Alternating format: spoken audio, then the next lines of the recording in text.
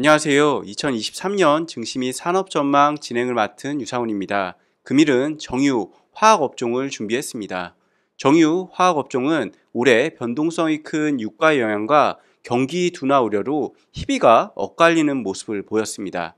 그래서 2023년 어떤 흐름을 보일지 정유 화학업종 전망을 듣기 위해 전유진 연구원님 모셨습니다. 안녕하세요. 올해 정유업종은 유례없는 정제마진 강세를 보였는데요.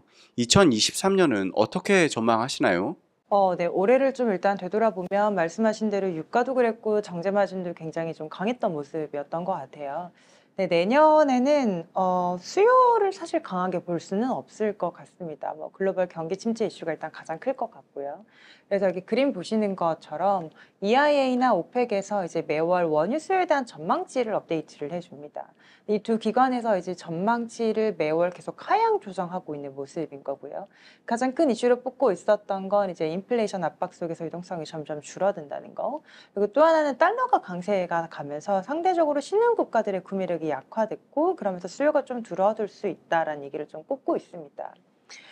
그나마 좀 작은 희망이라고 볼 수 있는 건 그 항공유 수요를 좀 꼽을 수 있을 것 같아요. 사실 지난 3년 동안 이제 하늘길이 계속 막히면서 항공유 수요가 계속 점진적으로 조금 굉장히 더디게 올라왔었지만 이제 중국이 지난달에 이제 봉쇄 조치를 좀 본격적으로 풀어주기 시작했고요.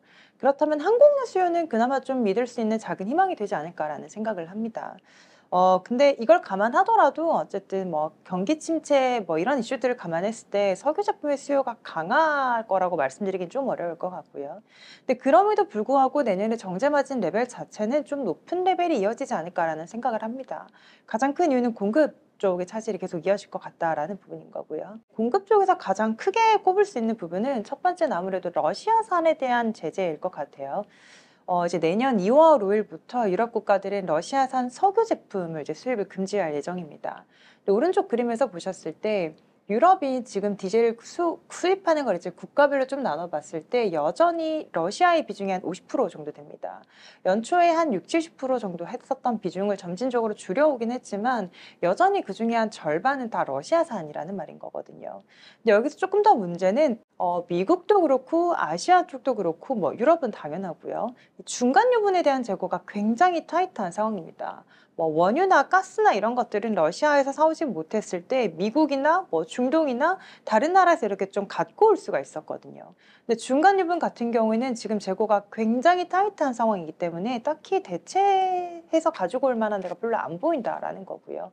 그렇다면 이 수입 제재가 실행이 됐을 때 중간 유분, 특히 그중에서 디젤에 대한 쇼티지가 조금 심화될 수 있지 않을까라는 생각을 합니다. 이렇게 디젤이 전반적으로 계속 부족한 상황이다 보니까 모든 정유 업체들은 대부분 휘발유나 아니면 뭐 윤활기유나 이런 것들의 생산량을 줄이면서 디젤을 좀 많이 만드는 걸로 이미 좀 전략을 많이 바꿔놓은 상태입니다.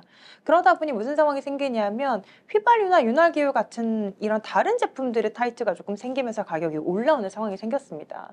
오른쪽 그림 보시는 것처럼 그래서 기유 가격도 뭐 지난해부터 굉장히 가파른 상승세를 보여줬었고요. 근데 이제 겨울철 들어가니까 난방용으로 이 등경유에 대한 수요가 좀 더 늘어날 텐데 이미 맥시마이징 하고 할 수 있는 만큼 다 하고 있는 상황에서 여기서 추가적으로 조금 더 선택할 옵션은 제한적인 상황인 것 같고요. 그렇다면 신규 설비가 이제 들어오는 것들이 좀 돌리면 되지 않냐라고 생각하실 수 있겠지만 그 다음 페이지에서 보셨을 때 정유 산업은 사실 신규 설비가 들어오기가 그렇게 매력적인 시장은 아니에요. 뭐 탄소 감축이나 ESG에 대한 압박이 일단 있을 거고요. 그리고 또 하나는 휘발유에 대한 수요가 결국은 줄어들 수밖에 없습니다. 지금 저희 대부분 전기차에 대한 수요가 조금 올라가고 있는 상황인데 뭐 2030년이냐 2035년이냐 시기의 문제인 거지 결국 휘발유 수요는 줄어들 수밖에 없습니다. 근데 결국 이게 10년, 15년을 보면서 이 신규 투자를 하는 정유 업체들 입장에서 지금 설비를 신규로 짓기엔 사실 굉장히 어려운 거거든요. 그래서 왼쪽 그림 보시면 올해부터 뭐 앞으로 2025년 그 이후까지 계속 수요가 늘어나는 것보다 신규 설비가 들어오는 게 훨씬 더 적습니다. 근데 여기서 조금 더 플러스 알파로 오른쪽에서 보시면 2026 코로나가 딱 터졌을 때 정제 마진도 굉장히 마이너스에 갔었고 유가도 그랬듯이 그러면서 이제 노후화된 설비들이 상당 부분 설비를 폐쇄하거나 아니면 다른 용도로 전환하는 행동을 많이 보였습니다. 그러다 보니 전반적으로 지금 정유업적인 수급 밸런스가 굉장히 타이트한 상황인 거고요. 그래서 수요가 좀 둔화 활성화되는 건 부정할 수 없지만 이 공급 쪽의 차질 이슈 때문에 정제 마진은 내년에도 조금 높은 레벨이 이어지지 않을까라는 생각을 하고 있습니다. 그렇다면 2023년 화학 시황은 어떻게 전망하시나요? 화학 시황도 뭐 정유처럼 수요를 강하게 볼 수는 없을 것 같아요. 지금 뭐 정유 화학뿐만 아니라 여러 섹터들이 다 내년에 수요를 강하게 보긴 어려운 여건일 것 같고요. 근데 정유는 공급 쪽에 이 차질 때문에 그래도 정제 마진 자체가 레벨은 좀 높을 거라고 말씀을 드렸었는데 화학은 공급 쪽에서의 차질을 또 기대하기는 어려울 것 같습니다. 중국이 이제 최근에 뭐 부양책을 조금 펼쳐주고 있고 봉쇄 조치도 생각보다 더 빠르게 조금 더 적극적으로 풀고 있는 상황이긴 하지만 그렇다고 지난 3년 동안 보여줬었던 그 고강도의 부양책을 쓰기는 어려운 여건이 아닐까 생각을 합니다. 첫 번째로 일단 지방정부의 재정 적자 규모가 굉장히 부담스러운 상황인 것 같고요. 또 이제 내년부터 이 LGFB 채권도 만기가 본격적으로 도래하는 상황이고요. 부동산 시장이 굉장히 경색되어 있긴 하지만 그렇다고 부양책을 또 쓰기엔 부실 자산의 확대에 대한 리스크가 여전히 남아있는 상황인 것 같습니다.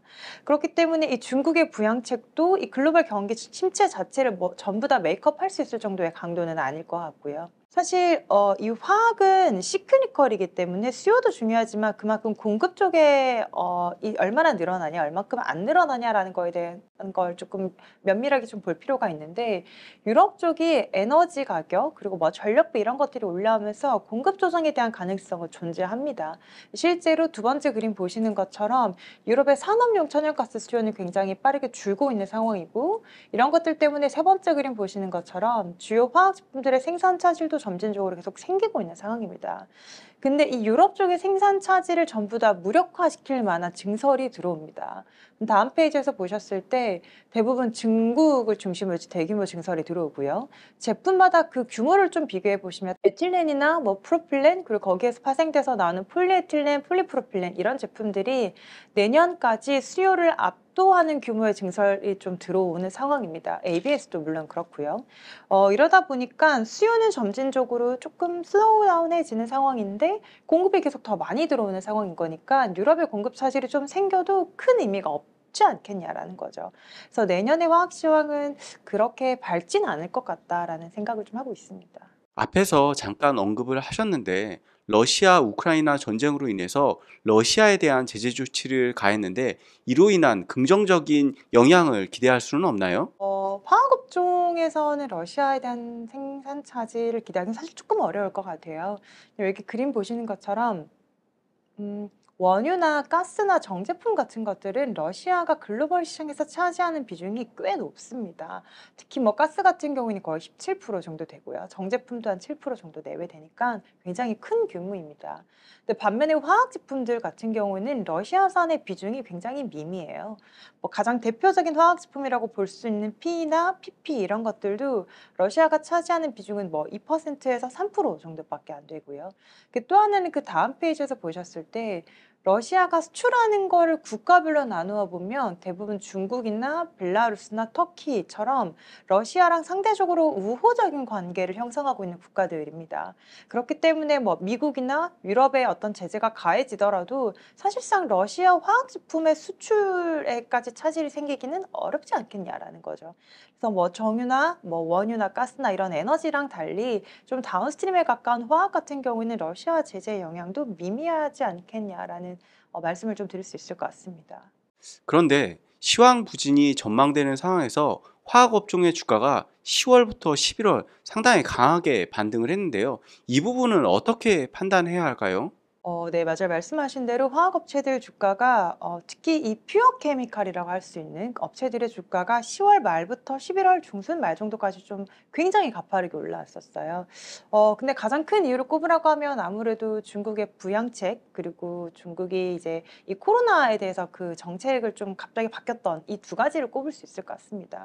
아무래도 시클리컬 같은 이 저희 섹터 입장에서는 중국의 경기 부양이나 중국의 수요 자체가 굉장히 중요한 이슈거든요.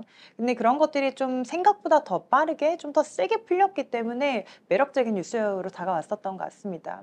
그러면서 뭐 롯데케미칼이나 대한유화나 이런 퓨어 업체들의 주가는 뭐 PBR 뭐 한 0.4배를 다 하회하고 있던 레벨에서 롯데케미칼은 뭐 한 0.45배, 대한유한 0.54배 이 정도까지 계속 올라온 상황이었고요.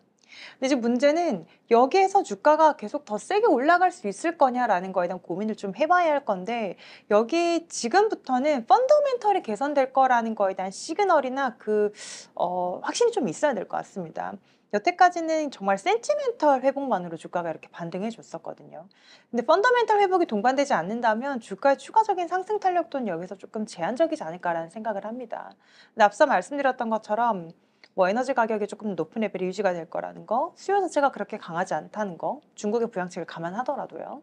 그리고 이제 신규 설비가 계속 들어온다는 것들 감안했을 때 적어도 내년 상반기까지 시황 자체는 조금 둔화되는 모습이 아닐까라는 생각을 합니다. 그래서 지금 레벨부터는 퓨어 케미컬 업체들의 주가 상승 여력에 대한 눈높이를 조금 낮게 가져가는 게 조금 필요하지 않을까라는 생각을 하고요.